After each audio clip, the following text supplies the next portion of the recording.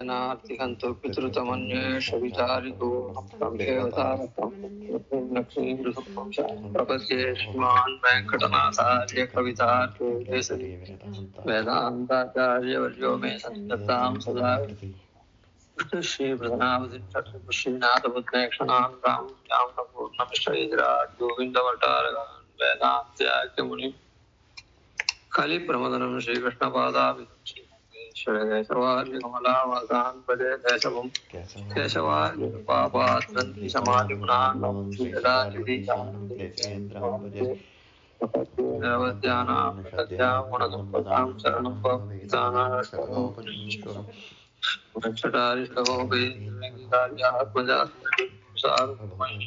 संप्रेक्षितं करुणया परिपूर्णं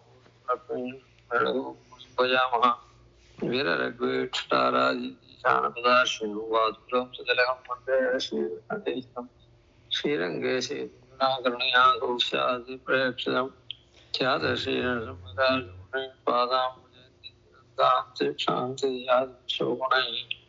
भान्तं बुधाग्रेशं श्रीमद्रङ्गजटार्योगयोगीं संशये श्रीमच्छ्रीरङ्गपृथ्वीषणात्मानं सोमन् नरहरिषडजित्यो विनीतो प्रसादात् प्राज्ञ श्रीरङ्गकार्यप्रविद्ये प्राप्तलक्ष्मीमास्थानं सेवेतीन्द्रं सकलगुणनिधिं श्रीरङ्गनाथं लक्ष्मी करुणैकपात्रं अहं प्रपद्ये श्रीमद्रङ्गजटार्थं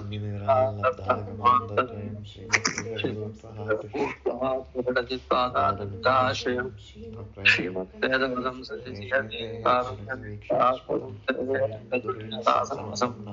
नारायण योगिनं श्रीमद्रङ्गशटारिचरणं नेत्रात्मरक्षापरं श्रीमद्रङ्गशटारिकेशाडम्बविवर्जितं सुगुणैः भान्तं महध्वंसजं वन्दे वत्सविभूषणं वरवरं श्रीकृष्णमार्गं सदा वेदान्तदेशिकं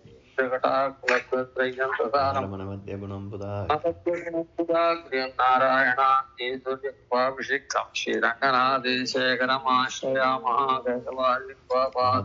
समाधिगुणार्णवं श्रीशटारिधीशमनं प्रेषकेन्द्रं भजे रामवैराग्यभूषणं वेङ्कटनाथार्यं वन्दे वेदान्तदेशिकं नाथयामास्मदाचार्यपर्यन्तां वन्दे गुरुपरम्परां नित्यमच्युतपदां पुण्यपरमोदराणि अस्मद्गुरोर्भगवतोऽस्य माता पिता युवते आद्यस्य कुलपते मूलाभिरामं श्रीमत्तदङ्घ्रिप्रणमामि भूतं सरक्षमदाक्वयभट्टनाथ श्रीभक्तिसारवृदे योगिवाहान् भक्ताङ्ग्रेण परकालेन्द्रमिशान् श्रीमत्पराङ्गतनगिरिजटे सुखमुद्भोज्यं सोच्छिष्टायां सृजनिगलिदं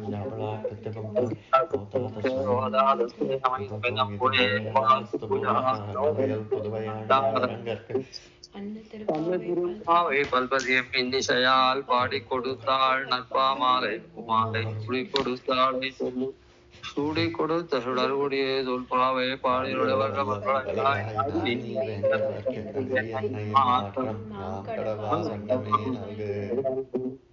புகழ் தூய திருமகளாய் வந்தரங்கனாக்கு துழாய் மாலை கொடுத்தாதே நியாயமுடன் திருப்பாவை பாட்டாரைந்தும் தைத்ததையும் திங்கள் பாமாலை ஆய புகழ் 143 அன்புடனே அடியே கருள் செய்தி கீசி கீசென்றெங்கும் ஆனை சாத்தன் கலந்து பேசின பேச்சரவங்கேட்டிலையோ பேய்பண்ணே காதும் பிறப்பும் கலகலப்ப கை பேர்த்து வாசனருளாட்சியர் மத்தினால் ஓசுபடுத்த தைரவங்கேட்டிலையோ நாயக பிள்ளாய் நாராயணன் மூர்த்தி கேசவ பாடவும் நீ கேட்டே கிடத்தியோ தேசமுடையாயிரவே ஓரெம்பாவாய். இந்த 7ஆம் பாட்டு, இதுல 6ஆம் பாட்டு தொடக்கமா நோன்புக்கு வருகிறவர்கள் எல்லாரையும் ஒண்ணு சேர்த்து நோன்புக்காக போறா. போயிட்டு யார் யார் எழுந்துக்கலையோ அவளெல்லாம் எழுந்து கூட்டிட்டு போறா. அதாவது பகவத் விஷயத்துல குழாங்களாய் அடியுடன் கூடி நாடுவினு எவ்வளோ பாகவத சமிருத்தி இருக்கோ அவ்வளோவும் உயர்ச்சி. அதனால ஒருத்தர் விடாம எல்லாரையும் கூட்டுண்டு அனுபவிக்கணும் அப்படின்ற பாரி. அதனால வழியேற யார் யார் வரலையோ அவ மொத்த பேரையும் எழுப்பி தங்களோட சேர்ந்து அனுபவிக்கணும் அப்படின்றது. இந்த பகவத் அனுபவம்ன்றது கேவல பகவான மாத்திரம் இல்லை, அதுக்கப்புறம் பாகவத பர்யந்தம். அதனால அந்த பாகவத பர்யந்த அனுபவம் இந்த இடத்துல வரைச்சு. இன்னைக்கு பதார்த்தம் முதல்ல சொல்லுவோம், அதுக்கு முன்ன இந்த விஷயத்துல வரைச்சு பகவத் அனுபவம் அப்படின்னு இருக்க. இந்த பகவத் அனுபவமே என்னது அப்படின்னு சொன்னா, கேவல பகவத் அனுபவம் போராது. எப்படின்னா பகவான கூட கூடின பாகவத் அனுபவம்ன்றது இருக்கட்டும், பகவானுக்கே கூட அவனுடைய குணங்கள்லாம் சேர்ந்து அனுபவிச்சாதான் அது அனுபவம். பெருமாளை மாத்திரம் அனுபவிக்கிறது அப்படி இல்லை. இப்போ லோகத்துல நமக்கு வேண்டியவர்கள் இருக்கா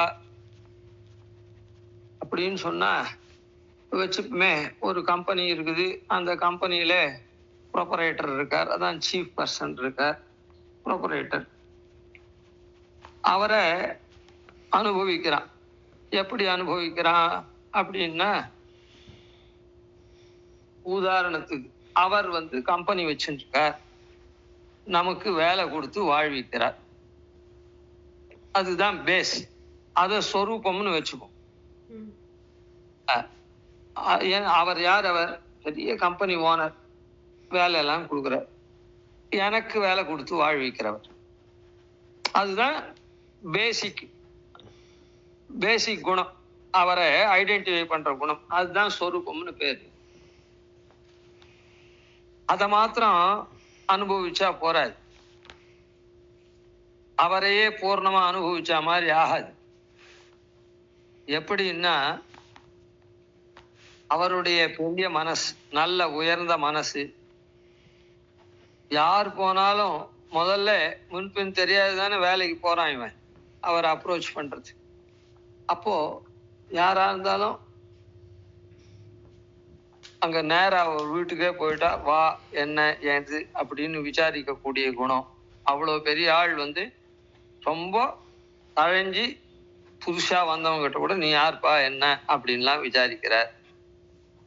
அதுக்கப்புறம் இப்படி வந்திருக்கிய, எங்கேருந்து வந்திருக்க அப்படின்னு கேட்கிறார். எதில் வந்திருக்கேன்னு கேட்கிறார். நம்முடைய அக்கறை, அதாவது அவர் நம்ம விசாரிக்கிறார்ன்றது மாத்திரம் இல்லை, நம்ம இடத்துல எவ்வளோ அக்கறை கொண்டு விசாரிக்கிறார். என்னப்பா வா அப்படின்னு விசாரிச்சுட்டு மேல என்ன சமாச்சாரம், அப்ளிகேஷன் கொண்டு வந்து சரி கொண்டா வச்சுடு அப்படின்னு. இப்ப என்னன்னா, சரி நீ அங்க கொண்டு போய் கொடுத்துடு அப்படின்னு சொல்லாம அவர் நம்ம கிட்ட வாங்குறார்.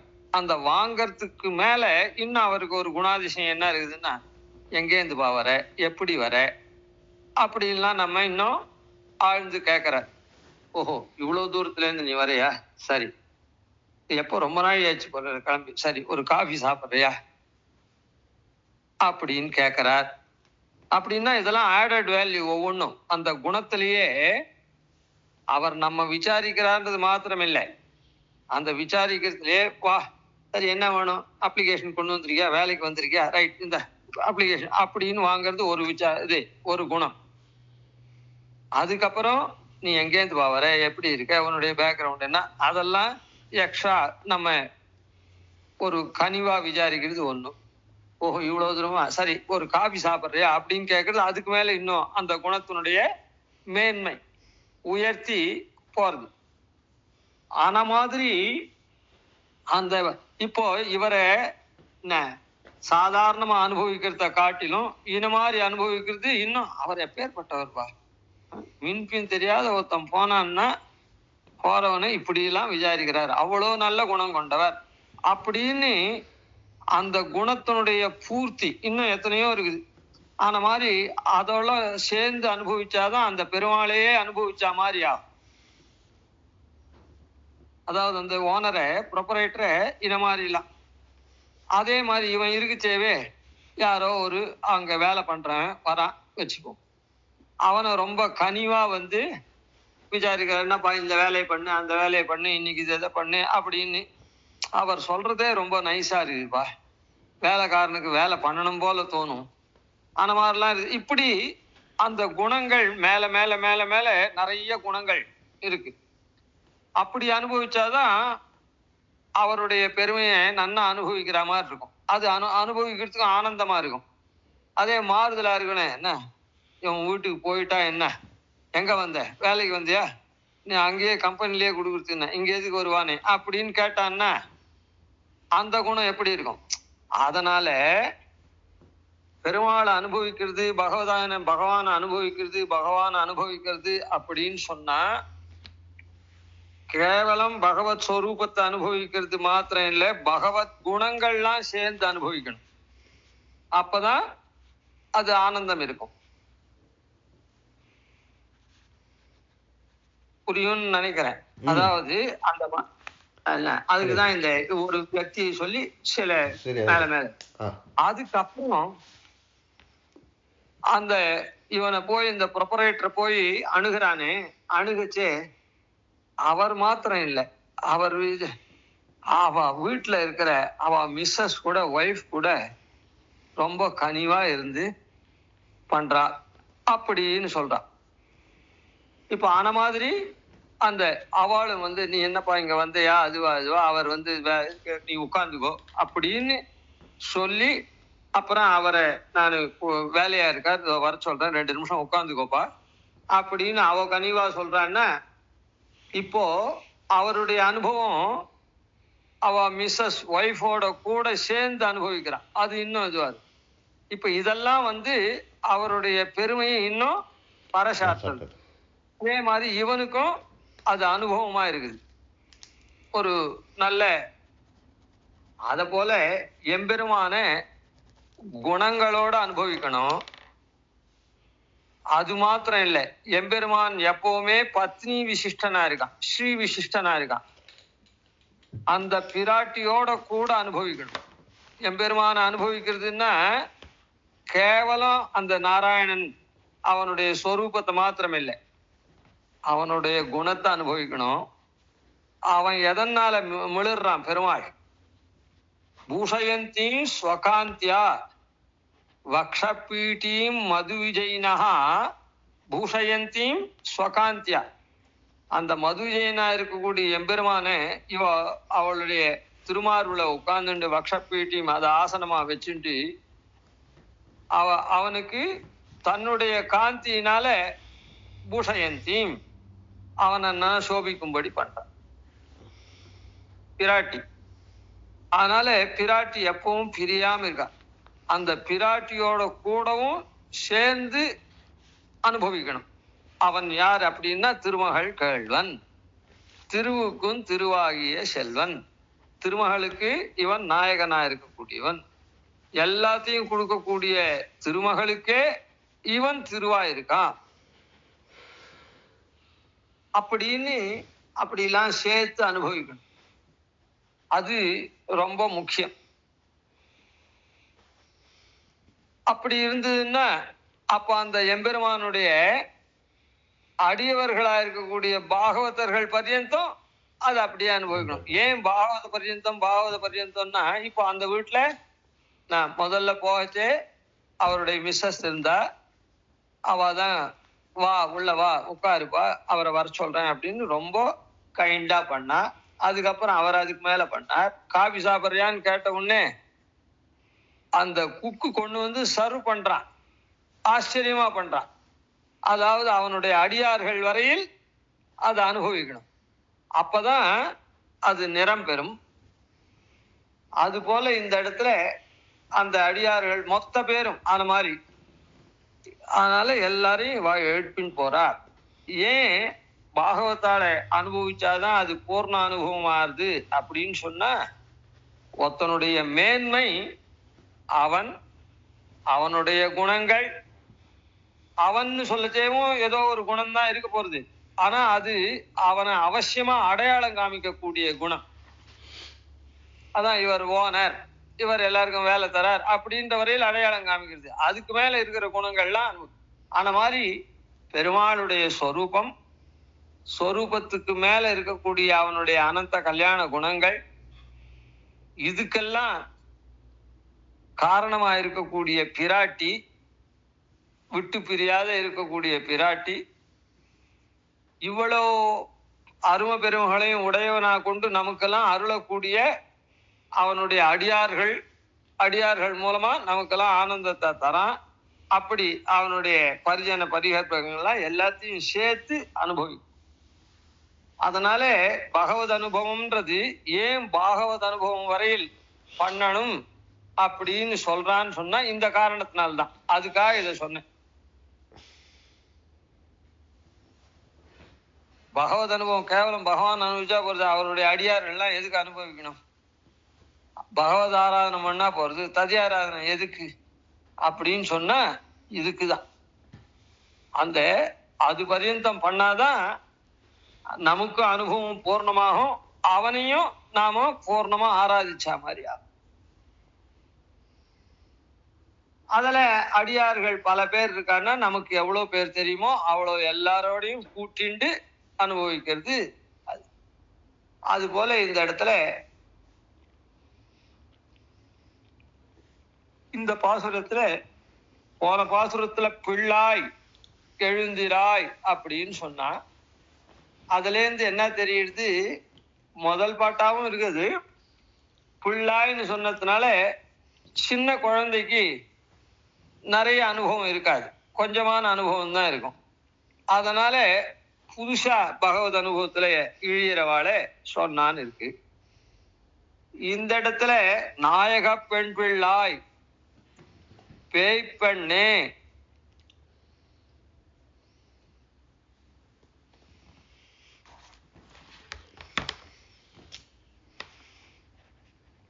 அப்புறம் தேசமுடையாய் அப்படின்னு 3 விழிச்சொல் சொல்றான்.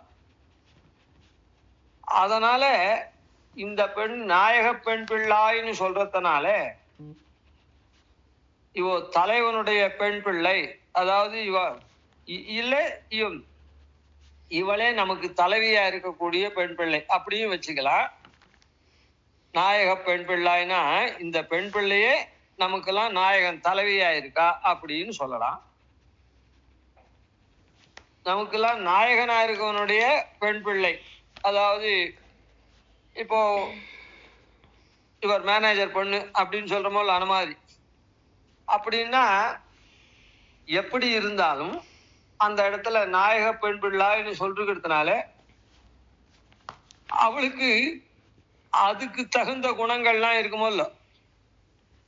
ஒரு சாதாரண ஒரு பெண் பிள்ளை, சாதாரண ஒருத்தனுக்கும் ஒரு இப்ப சொன்னமே ஒரு டைரக்டர், கம்பெனி ப்ரொப்ரைட்டர், அவளுடைய வீட்டு பசங்களுக்கும் வித்தியாசம் இருக்கும்.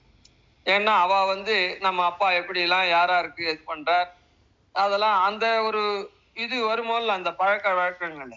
அதனால இவளுக்கு அனுபவம் முதிர்ந்தவள் அப்படின்னு தெரியுது. பேய் பண்ணே அப்படின்னு சொல்றதுனாலையும் அனுபவம் முதிர்ந்தவளா இருக்கிறவாளுக்கு தான் பேய்த்தன்மை இருக்கும். அதாவது இந்த பேய்த்தன்மைன்றது என்ன அப்படின்னு சொன்னா,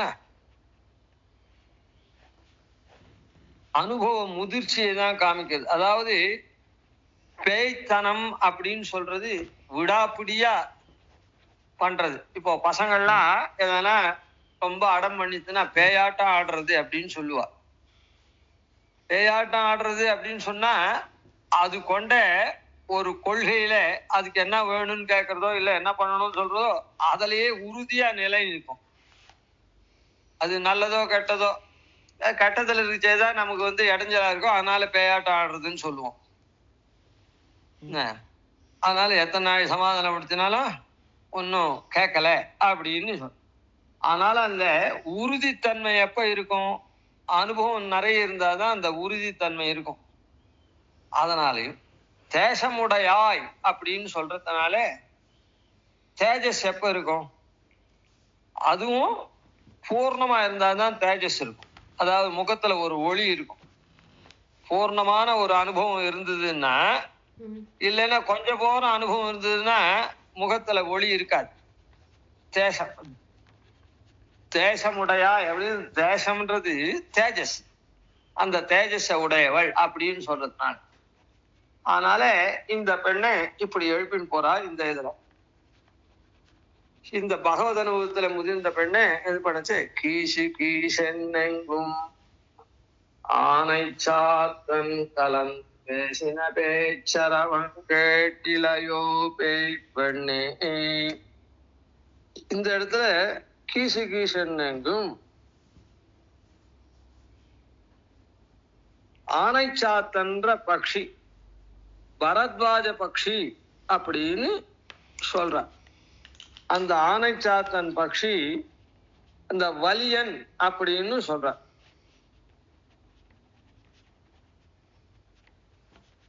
அந்த பக்ஷி என்ன பண்றதுன்னா கீசு கீசு அப்படின்னு அதான் கிச்சு கிச்சு கிச்சு கிச்சு கிச்சு கிச்சு கிச்சுன்னு ஏதோ அது சப்தம் எழுப்புது. போன பாசுரத்துல புல்லும் சிலம்பினகான்னு பக்ஷியெல்லாம் எழுந்த உடனே சப்திக்கிறத சொல்லித்து.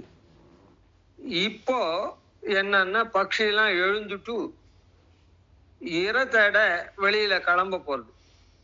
அந்த கிளம்புற அவசரத்துல ஒன்னோட ஒண்ணு பேசிட்டு, அதாவது பக்ஷிகள் எல்லாமும் தம்பதிகளா இருக்குமோ இல்ல, ஆண் பெண் பக்ஷிகள், அது ஒவ்வொன்றும் ஒவ்வொரு இடத்துக்கு நான் இந்த பக்கம் போறேன், நீ அந்த பக்கம் போ அப்படின்னு பேசிட்டு அதுக்கப்புறம் கலந்து பேசிட்டு கிளம்பி போறதுகள். அதனால இந்த இடத்துல சொன்னத்தையே சொல்லிட்டு இல்லை, ஒரு வீட்டுக்கு போய் ஒரு பெண்ணை எழுப்பி அடுத்த வீட்டுக்கு போறதுக்கு ஒரு உதாரணத்துக்கு சொல்றேன், 5 நிமிஷம் ஆகுதுன்னு வச்சுப்போம். ஒரே அப்போ இன்னும் கொஞ்சம் போது விடியிருது. அதனால அந்த விடியதுக்கு உண்டான அறிகுறியும் மாறி இருக்கணும், அதே இருந்துட்டு இருக்க முடியாது. அதனால அங்க வந்து பட்சிகள் எழுந்திருச்ச உடனே தூக்கச்சே எந்த சப்தமும் இருக்காது, எழுந்த உடனே கிச்சு கிச்சுன்னு அந்த ஓசையே புல்லும் சிலம்பினகான்னு சொன்னான். இங்க வந்து வெளியில கிளம்பி போகச்சே ஒண்ணுக்கு ஒண்ணு என்ன மேல கலந்து பேசினன்னு இருக்குது. அதனால இந்த இடத்துல வெளியில கிளம்பச்சே ஒண்ணுக்கு ஒண்ணு உரையாடுதான் பேசிட்டு போறத சொல்றான். கீசி கீசன் எங்கும் ஆனை சாத்தன், ஆனை சாத்தன் வலி என்ற பரத்வாஜ பட்சி கலந்து பேசின, கலந்து பேசுறது. அப்போ எழுந்திருக்குச்சே பேசுந்து புல்லும் சிலம்பினகான், அதாவது அப்படி அப்படியே இது பண்ணிது. இப்போ ஒண்ணுக்கு ஒண்ணு கலந்து பேசுறது. கலந்து பேசின பேச்சரவங்கேட்டிலையோ, கலந்து பேசின பேச்சரவும், அது பேசக்கூடிய துவனி இருக்குதே அதை நீ கேட்டிலையோ, கேட்கவில்லையோ.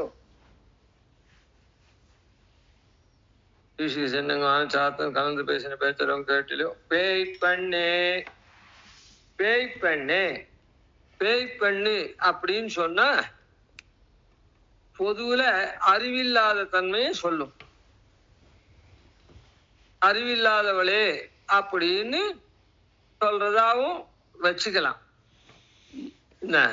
இந்த இடத்துல நான் என்ன சொன்னேன், முதல்ல 3 சம்போதனம் இருக்கு. பேய் பெண்ணே, நாயக பெண் பிள்ளாய், தேசமுடையாய் அப்படின்னு இருக்குது. அப்படி இருக்குச்சே அந்த பேய்த்தனம் எப்போ வரும்?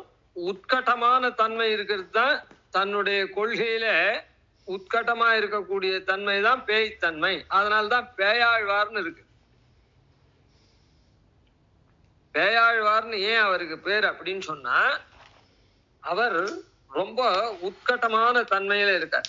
எப்படி பெருமாளை அவள்லாம் ஒருத்தர் பெருமாளை காண்றதுக்கு புற இருள் போறதுக்காக சூரியனை வழக்கா ஏத்தினார்.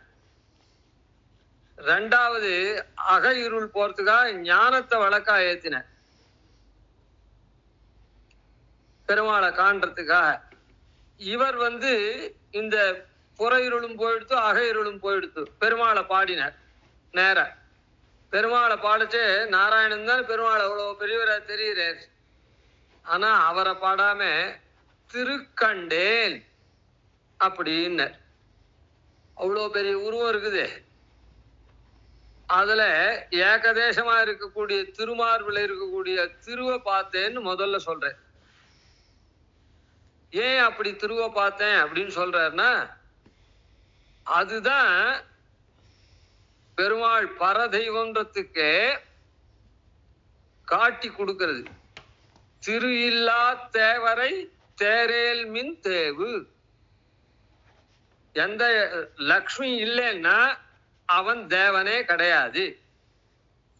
அதனால பரதெய்வம் யாருன்னு சொன்னா, யார் இடத்துல லக்ஷ்மி இருக்காளோ, லக்ஷ்மிக்கு யார் பதியா இருக்கானோ அவன் தான் பரதெய்வம் சாஸ்திரம். அத முதல்ல நான் இவ ஏத்தின ஒளியில பார்த்தது யாரு, பரதெய்வம்ன்றத காண்பிக்கிறதுக்காக முதல்லயே எஸ்டாப்ளிஷ் பண்ற. அதனால்தான் அவ்வளவு பெரிய உருவத்தை விட்டார். ஒருத்தர் ஐடென்டிஃபை பண்ணணும்னா அந்த ஐடென்டிபிகேஷனுக்கு என்ன குவாலிஃபிகேஷனோ அதை தான் முதல்ல சொல்லணும். இல்ல என்ன எல்லாத்தையும் சொல்லிட்டு கடைசியில் அதுக்கு வரக்கூடாது. அதனால பெருமாளை இவர் தான் பரதெய்வம். ஏன்னா இவாப்பார் அந்த இடத்துல இருக்கா ஒரு தேஜஸ், பிரம்ம பரன் தேஜஸ் அந்த இடத்துல நடுவுல இவாளை நெருக்கிறது. அவ ரெண்டு பேரும் இப்படி வழக்கு ஏத்தினா புற இருள் அக இருள் போச்சு. உடனே இவர் பார்த்தா என்ன, இது பரமாத்மா தான், இல்ல இல்ல ஏதோ ஒரு வெறும் ஒளி, இல்ல வேற எவனோ சிவன் கூட இதுவா இருக்கார், அக்னி வடிவா இருக்கார், அதனால அவர் கூட ஜொலிப்பார். அதனால அப்படி இல்லை, இது பரதெய்வம் அப்படின்னு சொல்றதுக்காக தான் திருக்கண்டேன் அப்படின்னு முதல்ல சொன்னேன். அதுக்கப்புறம் அந்த திருமேனி திரு இருக்காளே அவ இருக்கக்கூடிய பொன்மேனி கண்டேன். அது பெருமாளுடைய திருமேனி, அவ இருக்கிறதுனால பல பல பலன்னு மின்றது. அதனால பொன்மேனி கண்டேன். அப்புறம் பெருமாளை சொன்னேன். தமிழ்ல இத்தனை ஆழ்வார் இருந்திருக்கா. எந்த ஆழ்வாரும் இப்படி ஆரம்பிச்ச உடனே அவ பாசுரங்கள்ல பரதத்துவ நிர்ணயம் பண்றாளே தவிர பரதெய்வம் பெருமாள்னு ஆரம்பிக்கச்சேவே இந்த மாதிரி ஸ்பஷ்டமா சொன்னவா யாரும் கிடையாது. அதனாலதான் அவர் என்ன பண்ணார் அப்படின்னு சொன்ன, அவருக்கு தமிழ்ல ஆழ்வார்கள்லாம் எல்லாருக்கும் புரியக்கூடிய தமிழ்ல பாடினா, நம்ம ஆழ்வார் கூட ஏதோ பாடினார். போய் நின்ன ஞானமும் பொல்லா ஒழுக்கம் ஒழுக்கம் தன்னுடைய தன்மையை பாடினார். இந்த மாதிரி எல்லாம் எனக்கு வேண்டாம்பா அப்படின்னு ஆரம்பத்துல. திருவாய்மொழி பாடினேரே, அந்த திருவாய்மொழி பாடுற இடத்துலயும் உயர்வர உயர்நலம் உடையவன் எவனவன்னு ஸ்பஷ்டமா சொன்னார். ஸ்பஷ்டமா இல்லை, யாருக்கு தெரியும் உயர்வர உயர்நலம் எல்லாம் இருக்குது இவர் அப்படின்னா, அந்த உயர்த்தி என்னது, உயர்நலம் என்னது, அது பிராட்டி அப்படின்லாம் அத எஸ்டாப்ளிஷ் பண்ணணும். நேர தெரியாது. உயர்வர உயர்நலம் உடையவன்னா வா இவருக்கு நிறைய சொத்துப்பா, பார்த்த இடமெல்லாம் இவருதுதான் அப்படின்னு கூட இருக்கலாம். உயர்வர உயர்நலம்னா இல்ல, அது உயர்வர உயர்நலன்றது என்ன அது அப்படின்னு ஊரை சுத்தி அதை எஸ்டாப்ளிஷ் பண்ணும், பிராட்டி தான் சொல்லிட்டு. ஆனா அவரும் சூச்சகமா காண்பிச்சிருக்க, ஊன்னு ஆரம்பிச்சிருக்க பகவத் விஷயமான அந்த திருவாய்மொழிய. ஊன்றது பிராட்டியினுடைய வாச்சகம். ஆ அப்படின்ற எழுத்து, ஆன்ற ஒரு எழுத்தே அது பெயர் சொல்லும் கூட, அது விஷ்ணு வாச்சகம். ஊன்றது பிராட்டி வாச்சகம். இப்ப லக்ஷ்மின்னு சொன்னா பிராட்டி மாதிரி, ஊன்னு சொன்னா வெறும் ஊ சொன்னா பிராட்டி. விஷ்ணுன்னு சொன்னா பெருமாள் மாதிரி, ஆன்னு சொன்னா அது விஷ்ணுதான். ஆன்ற ஒரு எழுத்தே ஒரு பதம், அந்த பதத்துக்கு அர்த்தம் என்ன? விஷ்ணு அப்படின்னு அர்த்தம். ஊன்றது பிராட்டி. அதனால அந்த உகாரத்துல பகவத் விஷயத்தை ஆரம்பிச்சு, இந்த சாஸ்திரம் எல்லாம் தெரிஞ்சு தெரியறவாளுக்கு அது தெரியும். ஆனா இங்க அப்படி இல்லை, திருக்கண்டேன் நேர சொன்ன. அதனாலதான் அந்த இடத்துல நூத்தந்தாதியில சொல்லச்சு இவருக்கு தமிழ் தலைவன் அசாதாரணமான பட்டம் கொடுத்தார். ஏன்னா தமிழ்ல பரதெய்வத்தை நன்னா கிறிஸ்டல் கிளியர்னு சொல்றமே, உள்ளங்கை நெல்லிக்கனி போல காண்பிச்சவர் இவர் தான். திருக்கண்டேன், பொன்மேனி கண்டேன் அப்படின்னு சொன்னார். அதுலயும் ஒரு சூக்ஷம் பாருங்க பிரசங்காத்து. அதுல என்ன சூக்ஷம்னா, திருவை பார்த்தேன் அப்புறம் நாராயணனை பார்த்தேன் அப்படின்னா ரெண்டு பேரை பார்த்தா மாதிரி யாருது? அப்போ பரதெய்வம் ரெண்டு இல்லையே ஒண்ணுதானே அப்படின்னு சங்கையெல்லாம் வரும். அந்த சங்கையெல்லாம் சந்தேகமெல்லாம் வராது இருக்கிறதுக்கு அடுத்தது நாராயணனை பார்த்தேன்னு சொல்லச்சு அவர் என்ன பண்ணிட்டார்? பொன்மேனி கண்டேன் அப்படின்னுட்டு அவருடைய விக்கிரகத்தை பார்த்தேன்னு. அது அந்த அது என்ன அது? அதனால அதுக்கு வியாக்கியானம் என்ன, இந்த திரு திரு இருக்கக்கூடிய இடத்தை பார்த்தேன்ற மாதிரி வியாக்கியானமே. பொன்மேனி கண்டேன்றது பெருமாளுடைய உருவத்தை தான் கண்டேன். அதுக்கு அது என்ன அர்த்தம்னா, திருவை பார்த்தனோ அந்த திரு எங்க இருக்கா, அவ இருக்கக்கூடிய இடம் அந்த பொன்மேனியில. அப்படின்னா என்ன ஆயிடுத்தோ, ரெண்டும் சேர்ந்து ஒண்ணுன்னு ஆயிடுச்சு. அதையும் ஸ்பஷ்டமா சொன்ன. திருவை கண்டேன் நாராயணனை கண்டேன்னு சொன்னா ரெண்டு பேரை பார்த்த மாதிரி ஆயிடும். ரெண்டு பேரும் சேர்ந்த தம்பதிகள்னு சொல்லி ஒண்ணு சொல்றாரா அப்படின்னு அந்த சாஸ்திரார்த்தங்கள்லாம் போய் சொல்லணும். ரெண்டு பேரும் ஒன்னதான் சொல்லிருக்காரு, தம்பதியா இருக்கிற மிதுனத்தை தான் சொல்லியிருக்காரு அப்படின்னு. ரெண்டு பேர்னு சொல்லலேன்னு. ஆனா அது அந்த சந்தேகம் வராதபடி திருக்கண்டேன் பொன்மேனி கண்டேன், அந்த திரு எழுந்தருள் இருக்கக்கூடிய ஆசனத்தை பார்த்தேன் அப்படின்னா என்ன அர்த்தம்? ரெண்டும் சேர்ந்து ஒன்னாயிடுச்சு. அதுக்கு தனி ஸ்டேட்டஸ் இல்லை, இதுக்கும் தனி ஸ்டேட்டஸ் இல்லை, ரெண்டும் சேர்ந்தது தான் அப்படின்னு ஆயிடுது. சரிதானே? அதனால இப்படி தெளிவா சொன்னதுனால இவருக்கு தமிழ் தலைவன். மன்னிய பேரிருள் மாண்டபின் கோவலுள் மாமலராள் தன்னொடு மாயனை, மாமலராளோட கூட இருக்கிற மாயனை கண்டமை காட்டும். அவர் எப்படி பார்த்தாரோ அந்த மாதிரி நமக்கு காட்டக்கூடிய தமிழ் தலைவன். ஏன் தமிழ் தலைவன் இவருக்கு பெயரிட்டா, ஒரு பட்டம் கொடுத்தா அப்படின்னா, தமிழ்ல பரதெய்வத்தை ஸ்பஷ்டமா சொன்னவர் இவர் தான். எந்த விதமான சந்தேகம் அது இது இல்லாம நேரடியா சொன்னவர் இவர் தான் அப்படின்னு. அதனால அவருக்கு பேயாழ்வார் அப்படின்னு பேர். அதாவது தான் கொண்ட நெறியில நல்ல உட்கட்டமா தன்னை போல எல்லாரும் தெரிஞ்சுக்கணும் பரதெய்வத்தை அப்படின்ற எண்ணம், அதுக்கு தகுந்தா போல தன்னுடைய சொல், அந்த பிரபந்தம் அந்த மாதிரி ஆணித்தரமா சந்தேகம் இல்லாம நேரடியா தெளிவா சொல்றதுனால அவருக்கு பேயாழ்வார் அப்படின்னு பேர். சரி, இந்த இடத்துல பேய் பண்ணே அப்படின்னு சொன்னா பொதுவா நான் தான் சொன்னேன், பசங்க அடம் பிடிச்சதுன்னா பேயாட்டம் ஆடுறதுன்னு. ஆன மாதிரி இவ தூங்காத இன்னும் மேல மேல அடையாளம் கேட்டு இருக்காளே. அதனால இப்போ நன்னா இருக்கவாளே, இதுவா ஏண்டா உனக்கு மூளை இல்லையா அப்படின்னு கேட்டா அவன் மூளை இல்லாதவன் அர்த்தம் இல்லை. மூளை இருக்கவன் நீ எப்படி இந்த மாதிரி ஸ்லிப்பாரே அப்படின்னு அர்த்தம் அதுக்கு. சரிதானே? அதாவது ஏண்டா உனக்கு மூளை இல்லையா, நான் நீ ஸ்டூப்பிடா அப்படின்னு கேட்டா அர்த்தம் நீ ஸ்டூப்பிட்னு சொல்றான்னு அர்த்தம் இல்லை. என்ன திடீர்னு இந்த மாதிரி நீ மாறி நடக்கிற எல்லாம் தெரிஞ்சே அப்படின்னு அர்த்தம். அதனால இந்த இடத்துல என்ன பண்றான்னா, கீசி கீசென்னெங்குமானை சாத்தன் கலந்து பேசின பேச்சரவங் கேட்டிலையோ பேய் பெண்ணே அப்படின்னு விழிக்கிறான். காசும் பிறப்பும்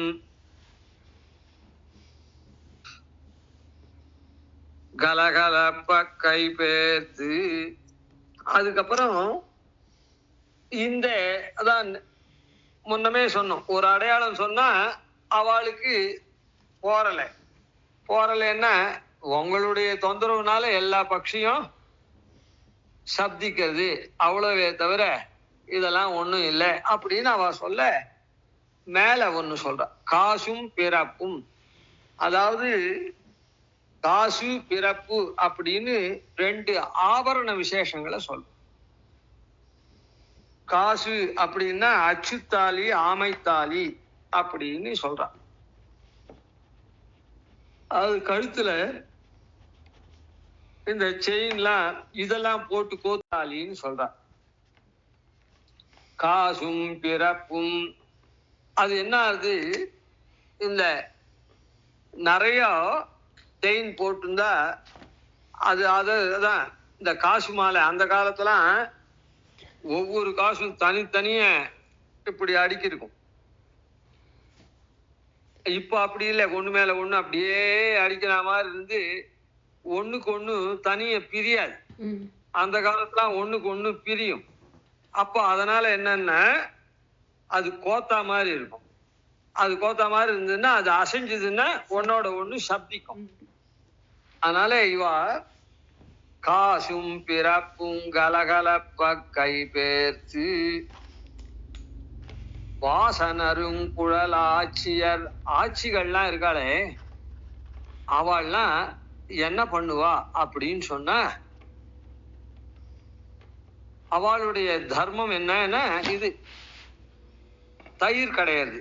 அதான் பால் கறக்கிறா, தயிர் ஆக்கிறா, தயிர் கடைஞ்சி வெண்ணெய் எடுக்கிறா, வெண்ணெயை உருக்கி நெய்யாக்குறா, இதெல்லாம் வியாபாரம் பண்றா. அதனால அவளுக்கு அது இது. அதனால அந்த தயிர் கடையச்சே கையால் இப்படி இப்படி கடைஞ்சாள்னா இந்த இடத்துல அசைவு கொடுக்கறதுனால அந்த காசு பிறப்புலாம் ஓசை கேட்கறது. அது நீ என்ன ஒவ்வொரு வீட்லயும் கடையிறாளே, அதனால காசும் பிறப்பும் கலகலப்ப கை பேர்த்து அந்த கையினால வாசனரும் குழலாட்சிய அந்த வாசனை உள்ள குழலை உடையவர்கள் அப்படின்னு. அதாவது இந்த இடத்துல அவளுக்கு வாசம் பூ அதெல்லாம் சூட்டின்னு இருக்கிறதுனால ஏற்பட்ட வாசம். அதாவது கேசத்துக்கு வாசனை உண்டா கிடையாதா அப்படின்னு ஒரு விசாரம். இந்த ஏதோ ஒரு படத்துல கூட, தமிழ் சினிமாவில் கூட பெண்டிருடைய குரலுக்கு வாசனை உண்டு அப்படின்னு சொல்றான். அதெல்லாம் கிடையாது அப்படின்னு அத ப்ரூவ் பண்றான். என்ன படமும் தெரியல, திருவிளையாடு.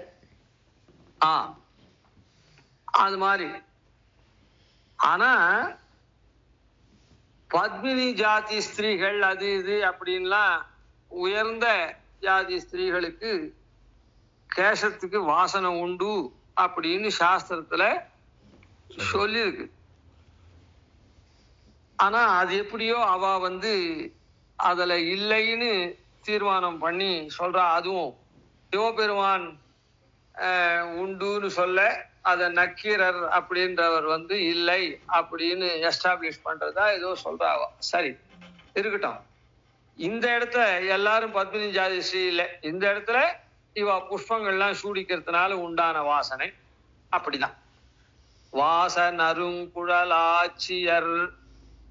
அதனால நறுங்குழல், குழல் அதாவது இப்போ அழுக்கும் குழுக்குமா இருந்துட்டு துர்நாற்றம் வீசாம வாசிக்கக்கூடியதான குழல் அப்படின்றத இது பண்ண. இதெல்லாம் ஸ்திரீகளுடைய லட்சணத்துல சேர்றது. அதெல்லாம் சாஸ்திரத்தை எடுத்து சொல்லக்கூடிய விஷயம். அவ என்ன பண்றன்னா அந்த காசும் பிறப்பும் கலகலான்னு ஓசை கேட்கறது மாத்திரம் இல்ல, அந்த கடையச்சே மத்தினால் ஓசைப்படுத்த தைரவங் கேட்டிலையோ. அந்த மத்தால கடையிறாளே, அப்ப அது பானை உள்ள கடையிச்சு அந்த தயிர் இப்படியும் அப்படியும் அலைஞ்சி ஓசைப்படுறதே, அந்த ஓசை உனக்கு கேட்கலையா? மத்தினால் ஓசைப்படுத்த தைரவங் கேட்டிலையோ. நாயக பெண் பிள்ளாய், அதுக்குதான் இந்த நாயக பெண் பிள்ளாயின்றதுக்கு 2 அர்த்தம் சொன்னதுக்கு காரணம் என்னன்னா, எங்களுடைய குழுக்கு தலைவின்னு சொல்றது ஒண்ணும், இந்த மாதிரி திருவாய்ப்பாடியில் இருக்கவாளுக்கு நாயகனா இருக்கக்கூடிய அவருடைய பெண் பிள்ளையே.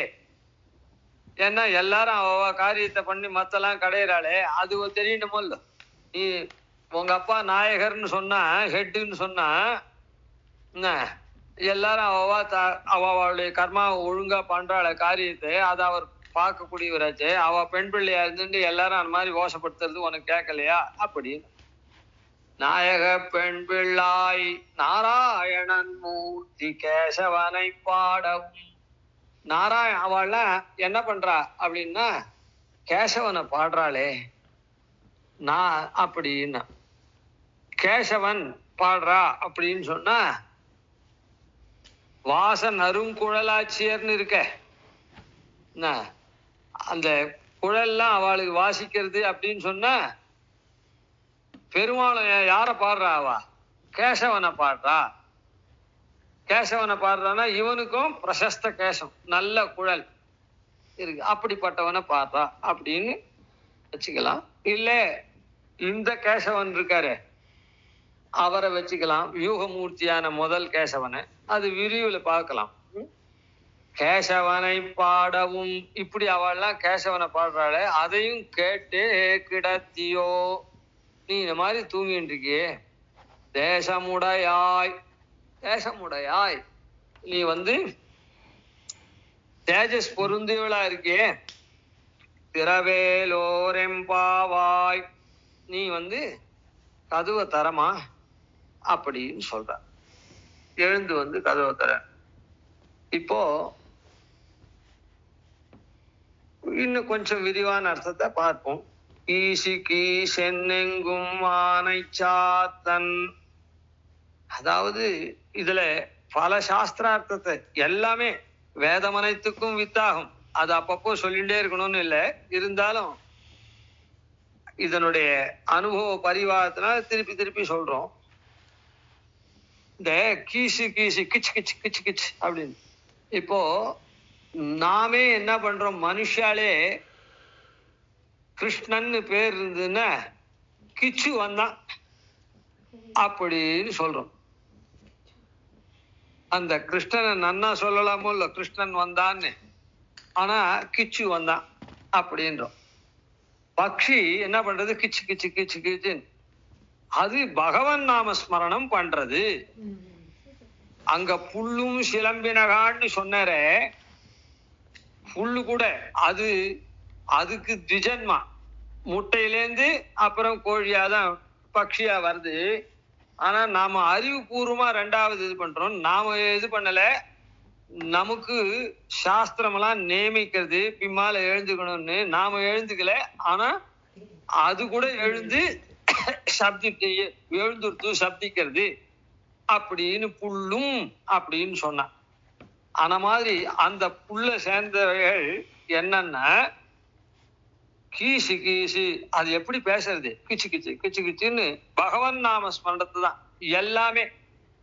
பூவை பைங்களிகள் பந்து தூதை பூம்புட்டில்கள் யாவையும் திருமால் திருநாமங்களே கூவி எழும். ஆழ்வார் சாய்கிறார். அதாவது இந்த பரகால நாயகி பெண் இருக்காளே, என்னுடைய பெண்ணு, தாயார் சொல்ற பாட்டா பாடுறேன். அதாவது பாடுறது ஆழ்வார். ஆழ்வார் நாயகி தன்மையை ஏறிட்டு இருக்க. இந்த விஷயம் உங்களுக்கு தெரிஞ்சிருக்கலாம். ஆனா அந்த நாயகி நேர பாடல, அவர் ஆழ்வாரா பெருமாளை நேர பாடல, நாயகி பாவம் கொண்டிருக்காரு, அந்த பாவத்திலையும் பாடல. அதுக்கு மேல நாயகிக்கு அம்மாவா இருந்துட்டு அம்மா பாடுற மாதிரி பாட்டு பாடுற. புரியுதா? அதாவது ஆழ்வார் தன் தன்மையை விட்டு பாடுற, தன் தன்மையில பாடல. நாயிகா பாவம் ஏறிட்டுண்டார். எந்த பாவத்துல ஏறிட்டு இருக்காரோ அந்த ஏறிட்டு பாவத்திலையும் பாடல இந்த பாசுரத்தை. அவ அம்மாவா பாடுற. அதாவது அம்மா தம் பொண்ணை பத்தி சொல்ற மாதிரி. இந்த பொண்ணு இருக்கே, பூவை பைங்கிளிகள், இல்ல பசங்கள்லாம் விளையாடுறதுக்கு உண்டானே என்ன பூவை பைங்கிளி கிளி, இந்த பொம்மையெல்லாம் இருக்க, பந்து தூதை பூம்பூட்டில்கள், அந்த விளையாட்டு சாமான்கள்லாம் யாவையும் திருமால் திருநாமங்களே கூவி எழும். எல்லாத்தையும் இது பந்து, இது பூவை, அது இதுன்னு சொல்லாது இந்த பொண்ணு. எல்லாம் இந்த பேரே தான் சொல்லும், பெருமாள் பேரே சொல்லும்.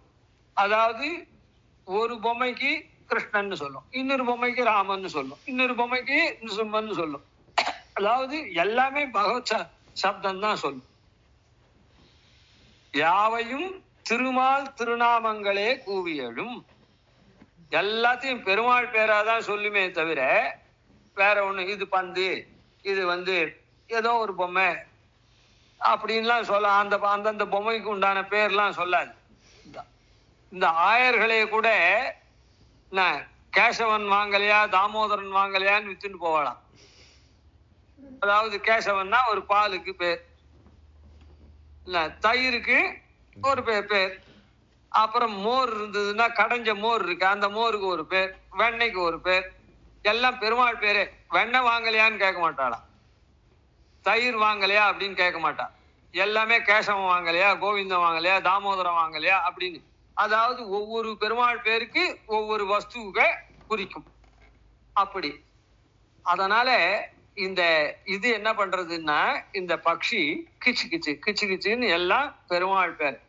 அதனால இதுல இருந்து என்ன தெரியுதுன்னா, பகவன் நாம ஸ்மரணத்தோட கூட. அதனாலதான் நாம என்ன பண்றோம்னா, நம்ம குழந்தைகளுக்கெல்லாம் மாத்திரம் இல்ல, நம்முடைய வீட்டுல இருக்கக்கூடிய பசு அதுக்கெல்லாம் கூட பெருமாள் பேரை தான், லக்ஷ்மி, கண்ணன், கேசவன் அப்படின்னு அந்த பசுக்கெல்லாம் கூட, பசு எருதுக்கெல்லாம் கூட அந்த மாதிரி பெருமாள் பேர் தான் வைப்பான்.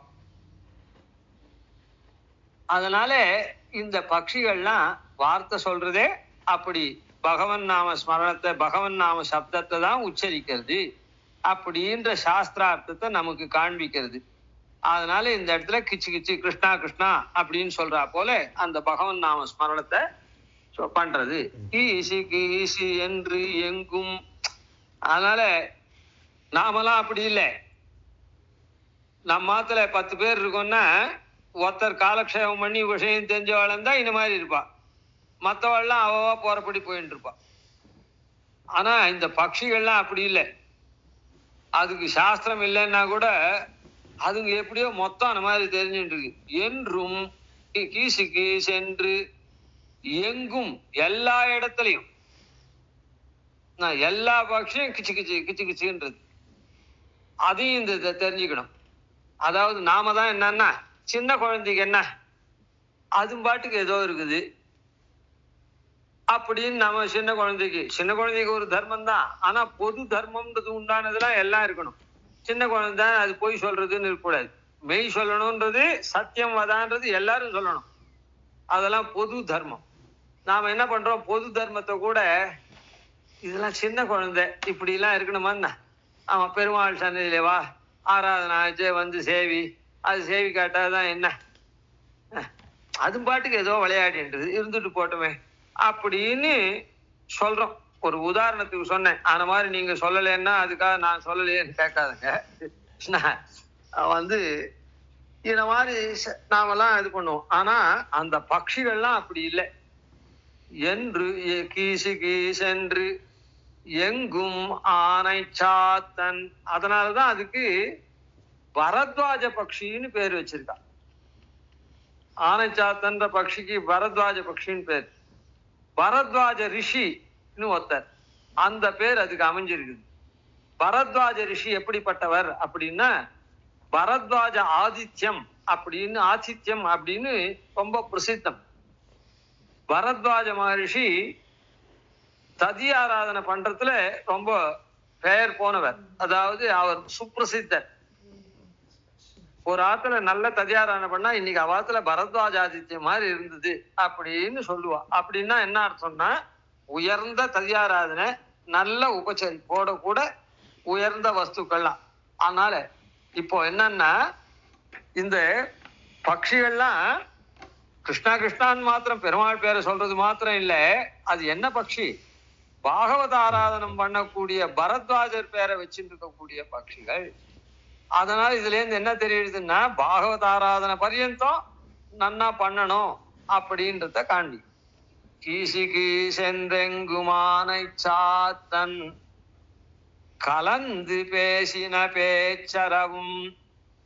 இந்த இடத்துல என்ன, அந்த பட்சிகள் போகச்சு ஆண் பட்சியும் பெண் பட்சியும் கலந்து ஏதோ சம்ஞை அதுங்களுக்குள்ள பண்ணிட்டு ஒவ்வொன்றும் ஒவ்வொரு பக்கத்துக்கு இற தேட போறது, சாயங்காலம் வரப்போறது தன்னுடைய இடத்துக்கு, அதை ஏதோ சங்கேதம் பண்ணிட்டு போறது. இந்த இடத்துல கலந்து பேசின பேச்சரவும் அப்படின்னா ஒண்ணுக்கு ஒண்ணு ஐக்கமத்தியமா பேசுறதுன்னு அர்த்தம். நான் ஒண்ணு சொன்னா நீ ஒண்ணு சொல்றது அப்படின்னுட்டு சரிப்போ எதனா நான் போயிட்டு இருக்கேன் நீ போயிட்டு அப்படின்னு இல்லை. கலந்து பேசின பேச்சரவும், கலந்து பேசுறது அதாவது ஒன்னோட ஒண்ணு. அதனால நாம எப்படி அது ஆண் பெண் பட்சி தானே அது. அதான் எப்பவுமே தர்ம காரியங்கள் நாம பண்றது மொத்தமே தர்ம காரியம் தான் இருக்கணும். அதுதான் கீசு கீசுன்னாலையும் அந்த பக்ஷியினுடைய பேர்னாலையும் தெரிஞ்சு கொடுத்து, அதாவது பகவத் ஸ்மரணத்தோட கூட பாகவத ஆராதனை பர்யந்தம் பண்ணணும்னு தெரிஞ்சு போச்சு. அந்த சப்தத்தினால பகவத் ஸ்மரணம் இருக்கணும்னு தெரிஞ்சுது, அதனுடைய பேர்னால பாகவத ஆராதனை பர்யந்தம் தெரிஞ்சுது. இதை எப்படி பண்ணணும், நான் மாத்திரம் பண்ணுவேன், அவ அவ லைன்ல போயிட்டு இருக்கா, நான் இதெல்லாம் பண்ணுவேன், அவளை நான் டிஸ்டர்ப் பண்ண மாட்டேன், அவளும் என்னை டிஸ்டர்ப் பண்ண மாட்டா, ஏன் நீ இந்த காரியம் எல்லாம் பண்றேன்னு கேட்க மாட்டா அப்படின்னு பெருமையா சொல்லி குப்பான் ரைட் அப்படின்னு பெருமையா சொல்லிட்டு தனியே பண்ணுவோம். நான் மனுஷாலா இருக்கவெல்லாம் அப்படி கூடாது. பகவத் கைங்கரியத்தையும் பாகவத கைங்கரியத்தையும் இதெல்லாம் பண்றதுன்னா அதான் சகதர்ம சரிதவான்னு சொல்லியிருக்கேன்.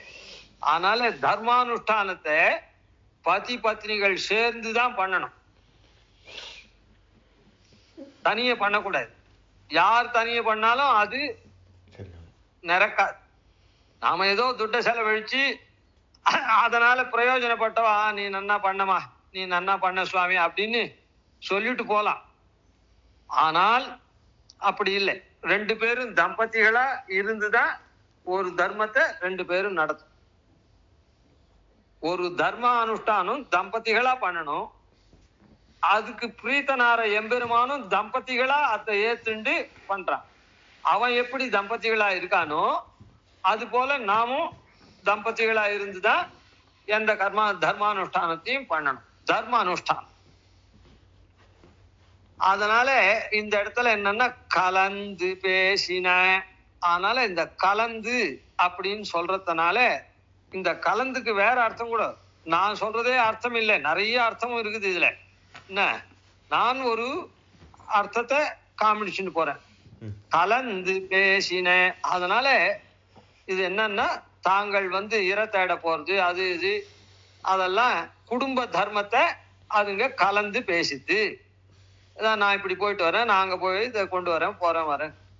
அதனால இந்த தர்மத்தை பண்றத கலந்து ஐக்கமத்தியமா பண்ணணும். அது பேசினா என்னன்னா அந்த பேச்சு பேசினாதான் என்ன ஆகும், ஒரு நல்ல முடிவு வரும். இல்லைன்னா அவர் பாட்டுக்கு ஏதோ சொல்ற, நாம என்ன சொல்றது சொன்னாலும் அவருக்கு புரியாது, அவர் சொல்றதே விடாப்படியா சொல்லுவார் அப்படின்னு பேசாதே இருந்துட்டா அது ரைட்டோ தப்போ அவர் பாட்டுக்கு ஏதோ பண்ணிட்டு இருப்பார். நாம ரைட்டோ தப்போ அதை குறை சொல்லிட்டே இருப்போம். ரெண்டு பேர்ல ஒருத்தர் இப்படி இருந்துட்டா அப்படி இதுவும். அதனால எப்பவுமே கலந்து பேசினாதான் ஒரு முடிவு தீர்மானம் சரியா வரும். ஏன்னா எல்லாரும் சர்வஜானி இல்லையே, அவா நினைப்புல தப்பும் வரும், அதை இன்னொருத்தர் நினைப்பினால அவளுக்கு அந்த விதத்துல ஒரு தெளிவு இருக்கும். அதனால கலந்து பேசணும். அதனாலதான் டிஸ்கஷன் எப்பவும் மீட்டிங் எல்லாம் போடுறாளே, அதான் காரணம். என்ன, அதாவது ஒரு சொல்யூஷன் சரியா வரணும்னா அப்படி இருக்கணும். கலந்து பேசின பேச்சரவம் கேட்டிலையோ. கலந்து பேசினா பேச்சு அரவம். பேசின பேச்சுன்னு சொன்னா போறாதா, அரவம்னு ஒரு சப்தம் சொல்றா. அரவம்னா என்ன அர்த்தம்? அதனுடைய அதான் சப்தம் தான் அர்த்தம். பேச்சுன்னு சொல்லி அரவம்னு சொல்றதும் சப்தம் எதுல இருந்து வருது? பேசுறதுனால வருது. அப்ப ரெண்டு சப்தம் அங்க சொல்லிருக்கா. பேச்சு ஒண்ணு, அரவம் ஒண்ணு சொல்லியிருக்கா. அப்படின்னா என்ன அர்த்தம்னா, இப்போ நாம கேட்கிறோம், நாம ஒருத்தர்கிட்ட ஒண்ணு சொல்லிட்டே வரோம், ஏண்டா நான் சொல்றது நீ கேட்கலையா அப்படின்னு. அவன் தான் நின்று கேட்டுட்டு இருக்கானே. அப்படி இருந்துச்சே திடீர்னு நாம என்ன சொல்றோம், ஏண்டா நான் சொல்றது நீ கேட்கலையா அப்படின்னா என்ன அர்த்தம்? நாம சொல்றதுனுடைய அர்த்தம் புரியலையா உனக்கு அப்படின்னு. நான் சொல்றது நீ கேட்டு இருக்கியா அப்படின்னா என்ன அர்த்தம்? நான் சொல்ற அர்த்தத்தோட புரியுதுதான். அதனால இந்த இடத்துல பேச்சுன்னு சொல்லி மறுபடியும் அரவம்னு சொல்றதுனால என்ன, அந்த உள்ளர்த்தத்தோட தெரிஞ்சுண்டியான்னு அர்த்தம். அதனுடைய தாத்பரிய அர்த்தம் வரை ஆன மாதிரி. அதான் உள்ளர்த்தம் என்ன, அதெல்லாம் பகவத் ஸ்மரணம் பண்றது, பாகவதால ஆராதிக்க கூடியதா இருக்குது. இதெல்லாம் தெரிஞ்சுட்டு நாம இது பண்ணணும். பேச்சரவம். அதனால இந்த சாஸ்திரார்த்தத்தை இந்த பங்கி காமிக்கிறது. கலந்து பேசின பேச்சரவம் கேட்டிலையோ. நீ இத கேட்கலையாமா அப்படின்னு, காது கேட்கலையா அப்படின்னு சொல்ற. அதனால கேட்கறதுன்றது ரெண்டு விதம். காதால கேட்கறது சப்தத்தைன்றது ஒண்ணு, அதுக்கப்புறம் அதனுடைய உள்ளர்த்தம் வரையில் புரிஞ்சுக்கிறதுன்றது ஒண்ணு. அது இந்த இடத்துல காண்பிக்கப்பட்டது. கலந்து பேசின பேச்சரவம் கேட்டிலையோ பேய் பெண்ணே. அதனால பேய் பெண்ணேன்னு ஏன் இங்க சொல்றா அப்படின்னு சொன்னா, அப்படி இருக்குச்சே பாகவதாலாம் ஒத்தரோட ஒத்தர். அதாவது பகவத் விஷயத்தை அனுபவிக்கணும், பகவானை போய் சரணடையணும்னு நேத்துலாம் நாம சங்கேதம் பண்ணிருக்கோம், மீட்டிங் போட்டு. இன்னைக்கு நீ மாத்திரம் பகவத் அனுபவத்தை பண்ணிட்டு இருக்கியே, அது எப்படி சரியாகும்? அதனால நீ பேய் பெண்ணா இருக்கியே, இந்த விஷயம் தெரியாதவளை போல இருக்கியே, உன்னுடைய தன்மையிலேயே நீ விடாப்பிடியா இருக்கியே, தனியா அனுபவிக்கிறதுலயே கலந்துதானே பண்ணணும். அதனாலதான் கலந்து பேசின பேச்சரவம் கேட்டிலையோ. அதனால பாகவதாளோட சேர்ந்து தானே பண்ணணும். நீ உன்னுடைய தன்மையில விடாப்பிடியா அப்படியே இருக்கக்கூடிய பேய்த்தனமா இருக்கக்கூடிய பெண்ணே அப்படின்னு சொல்ற. இதுவரையில் வச்சுக்குமா? அடியே. கவிதார்க்கிக சிம்ஹாய கல்யாண குணசாலினே ஸ்ரீமதே வெங்கடேஷாய வேதாந்த குரவே நமஹ. ஆதிவன்ஷடகோபாதீன் யதிவர்யான் பஜே நிசம் ஸ்ரீரங்க பூருஷடிசித்தீசான பதாஸ்ரீம் ஸ்ரீவத்சவம்சதிலகம் வந்தே ஸ்ரீகிருஷ்ணதேசிகம்.